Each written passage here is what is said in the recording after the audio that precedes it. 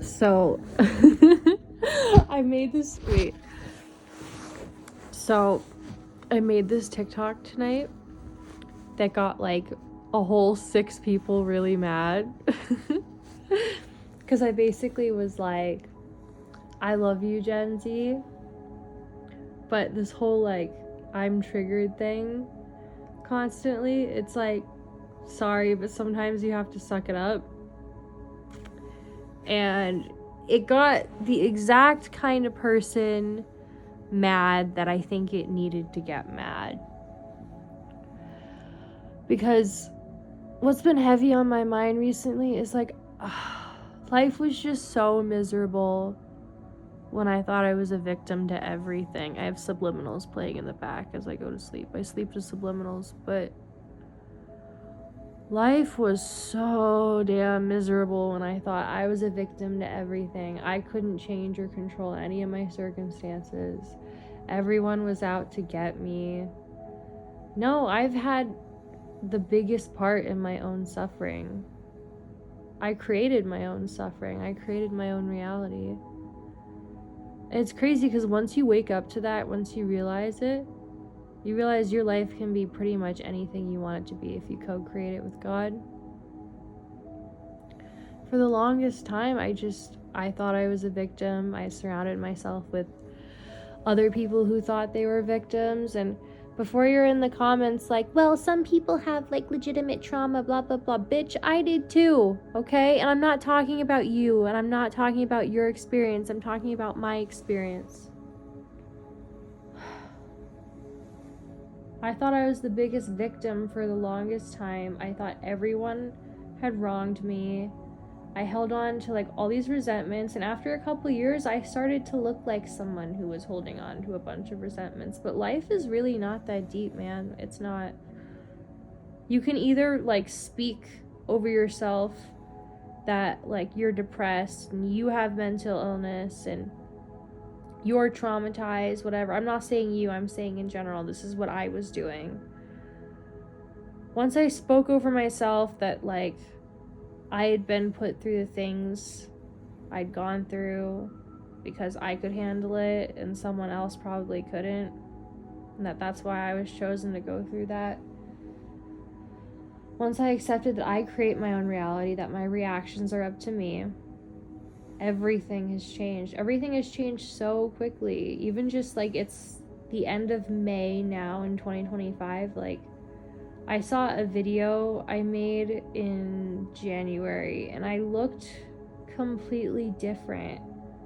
I'd gotten like chunky again. I didn't even realize it. I'm not trying to like fat shame anyone or anything, but I've been working out, but I ate too much over the holidays and I got chunky again and I couldn't even see it.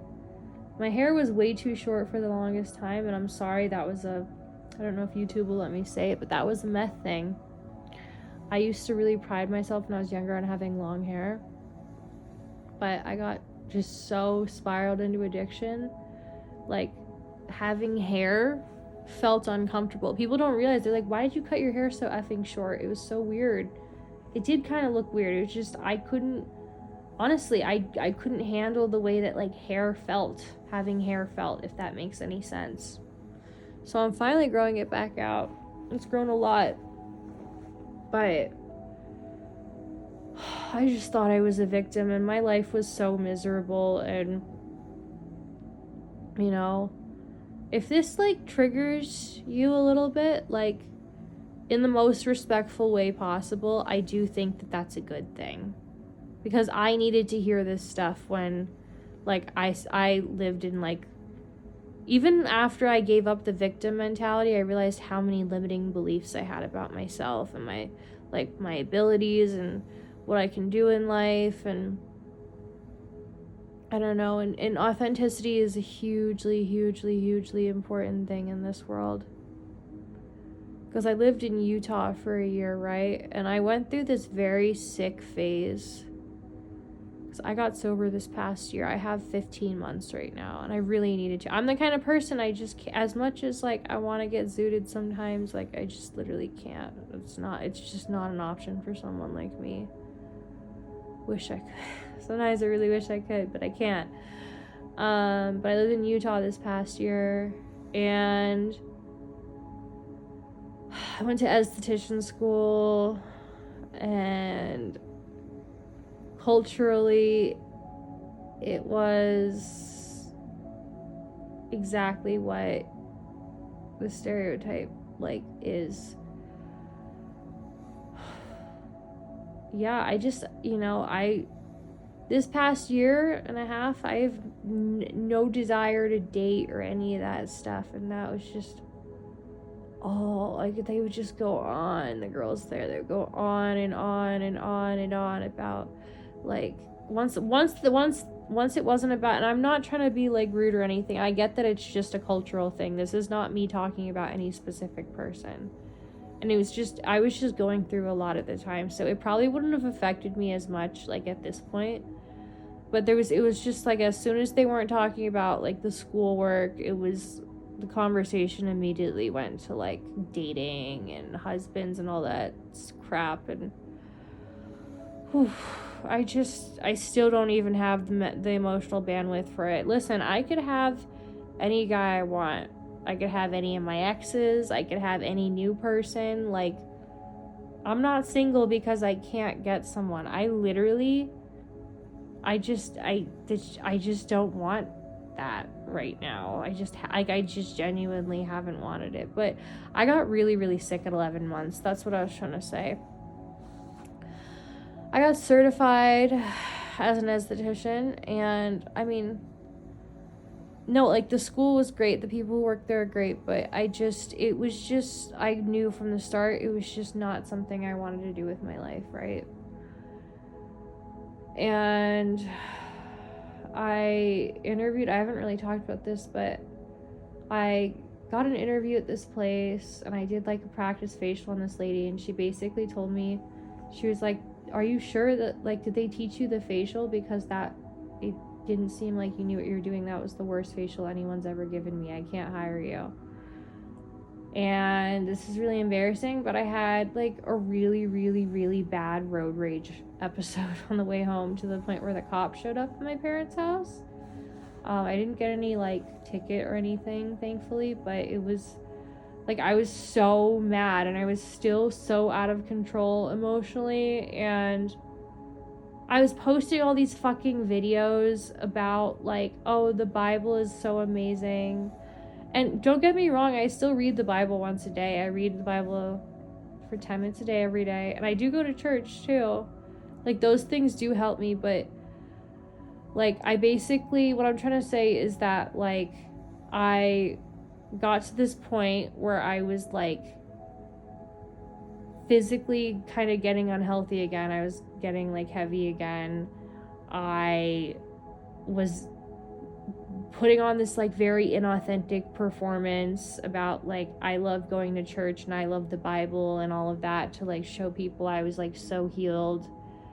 And I trained for this job that I just hated, and, like, all these places just, like, would not hire me. I got hired at a different place, and they fired me on the second day because they were like, you just aren't picking up the training. And it was just, like, I just put on, like, such an inauthentic front. It wasn't, like, I was thinking about it earlier. I was like, there's something in my subconscious that was just, like, completely blocking me from doing this, like, job that I got trained for. I hadn't completed anything in years, you know? I had to leave college, like, everything I started I didn't finish, and, like, so I basically, like, I finally finished school, and it was esthetician school, but I just, like, everything about it just was so not for me, and my subconscious, like, seriously blocked me from doing that, because it just, like, something in me knew that just was never, it's just not my life path at all. No hate to anyone who's an esthetician, no hate to anyone at my school. That's not, like, I don't want that to be what anyone thinks I'm trying to say, because it's not. Those people are really great, they're really wonderful. If you like being an esthetician, like, that's amazing, you know, there's so many things you can do in that field. But basically what I'm just trying to say is I put on this very inauthentic performance, and I got really, really sick, and the wheels like majorly fell off because this guy on TikTok like replied to the comment I made, and he basically called me out on like being an attention seeker and just putting on an inauthentic performance, and it just like struck something in me, and I just lost my shit for like a day and a half, as I do. So, but you know, I pride myself on like being really real. Also, part of the whole like little inauthentic like good church girl act I tried to put on, I got pretty embarrassed for a while by like how I used to be a couple years ago. If anyone's seen like my hospital music video and like all this stuff, like I just used to be very like hypersexual, because this is what I've learned, is that before I started like drinking and all that, I was very like awkward and I was very afraid of sex. Like, and when I got like sober again, and since I've been sober a long time and I went through like my sex inventory, which is part of like what you do, like I realized like I'm still like so afraid of it. Like the real me is like still so like afraid and fearful of it. Like I didn't even want to or have a desire to date or try to or anything, because like I realized like the true me is like still so like afraid of sex and like all of that, and like that, like I don't know, like drugs like made it easy for me to just kind of like numb out and like not be afraid of it. But like, and I just like I would act hypersexual and I would say these things that were like so out of pocket. But like this past year I've come to realize that that's not me at all. I'm very, very, very, very fearful of sex. I hope YouTube doesn't whatever, but this is not anything bad. I'm just so I'd gotten really like embarrassed by how I had acted and just been like in the pictures I'd posted of myself with like my ass out and all that stuff. Like it's just so not the authentic me at all. I was embarrassed, and so I was like, maybe I'll like try to be the opposite of that and I'll be like a good church girl. But the opposite of that was like also very inauthentic and made me really unhappy, and like I started to get unhealthy. So I don't know. And the thing about these long videos where I just talk, like I don't even really watch them back. Like I see people commenting different stuff on these, and like I don't even remember what I say on them, which is good, because one of my old sponsors, who I don't work with anymore, but she said that if you share in a meeting and you don't remember what you said, that's good, because it was God speaking through you. So I'm gonna trust that this video, like, because I don't even remember really what I said at this point either, but it felt like it was very free-flowing and natural. I feel like that was just like a little channeled message that I was meant to just say.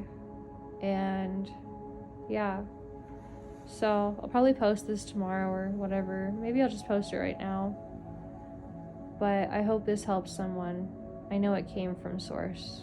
So good night.